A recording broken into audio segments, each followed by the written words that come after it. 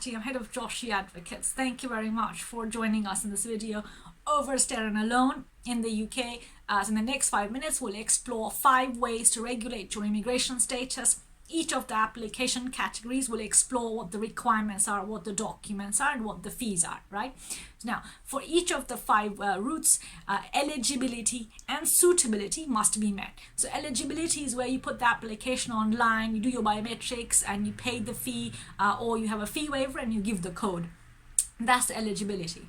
In respect of suitability, it's in respect of your character or conduct. So no criminality in respect of prison sentences or fines or any debt, litigation, NHS debts. Now, take legal advice here if you have any of these, right?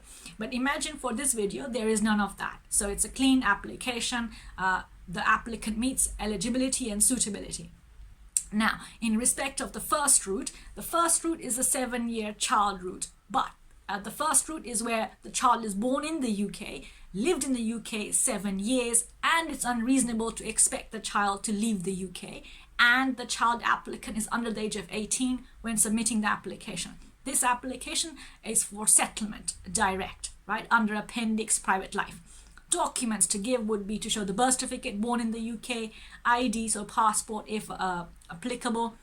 If the child has a passport or can get a passport, then put that in the application, and then show 7 years of living in the UK. This would be the red book, school reports, nursery letters, school letters, educational certificates.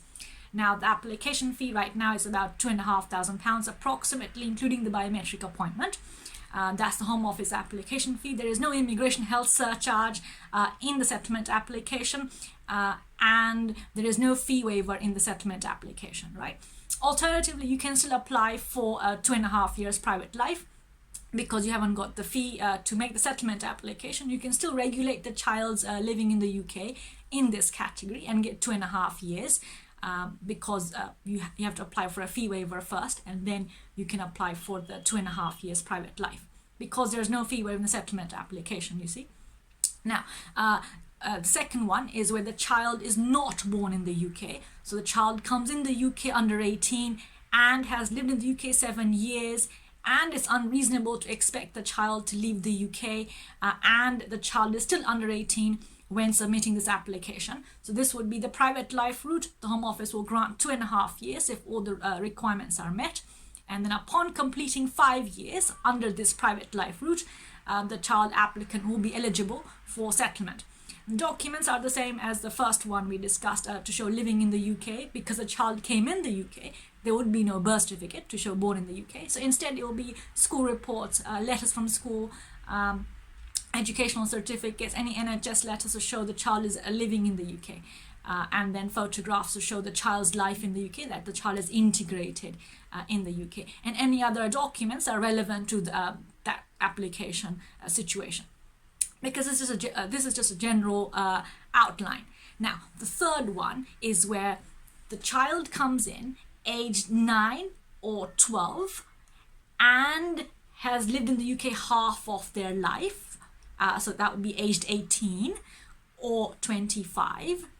And they are aged 18 and 25 when they make the application. So this is a private life route where it's a young adult, the person is aged 18 to 25 and has lived in the UK half of their life. That means the person would have come in the UK aged 9 or 12, 2.5, and has lived in the UK half of their life. So documents here will be, again, to show educational certificates, school reports, any living in the UK bank account statements, because the applicant, when applying under this young adult route, would be aged 18 or 25. Now, again, in this, the applicant would get 2.5 years private life, and again, completing 5 years under this route would allow the applicant to apply for settlement. So 2.5, apply for an extension, another 2.5, and then apply for a settlement, having completed 5 years under this route. Now, 20 years continuous residence is the fourth one, where the applicant has lived in the UK for 20 years continuously, as supported by documents for each year from preferably official sources. Now, I understand that sometimes it's difficult to get pay slips, bank statements, P60s, HMRC letters, tenancy agreements. Sometimes difficult to get it for each year, but try as best as you possibly can, one document for each year to show living in the UK continuously.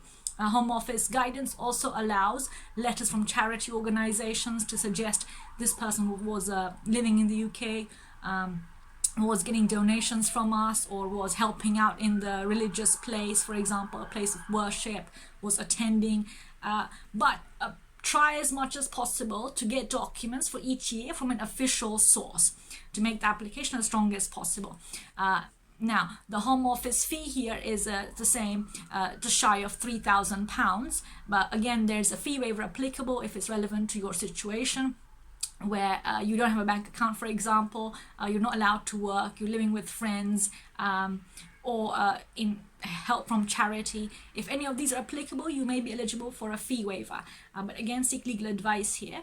Now, final one is where the final one is where living in the UK for less than 20 years. This is the fifth and final one. The dangerous aspect of this application is you have to show there are exceptional circumstances. For example, if you lived in the UK for 10 years, right, but you lived in the country of your nationality for 20 years, so you were 20 when you came in the UK, now you're 30, Home Office will say, hang on, you lived in the country of your nationality for 20 years, you lived in the UK for 10 years. The balance is not in your favor.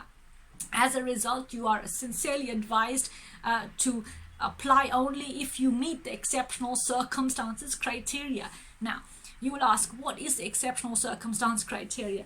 There isn't anything set in stone, but it depends on your situation. For example, you're a parent of a child that's lawfully resident, or you are looking after somebody who is related to you and NHS cannot look after that person, so you're caring for someone, or you have a partner, but again the partner is in a very difficult situation in terms of the partner is looking after somebody, or the partner is has a severe medical condition which the NHS cannot help in terms of caring for the partner. So it's all very high threshold.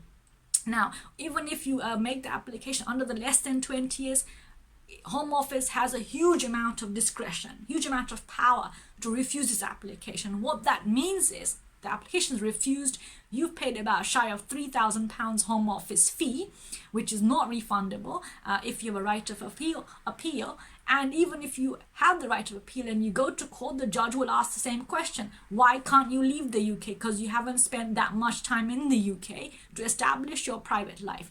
Now, even if you have spent enough time but less than 20 years to establish your private life, the judge will say, yeah, but that was established during the time when you weren't supposed to be here. Because the judge has to balance your private life and family life in the UK against the immigration control. So there's a balancing exercise here. So before you go for the final option, keep in mind, A, take legal advice, and B, don't take the application lightly. I hope this has been helpful. As always, contact me, details below, subscribe, and I'll see you next week. Thank you so much. Take care.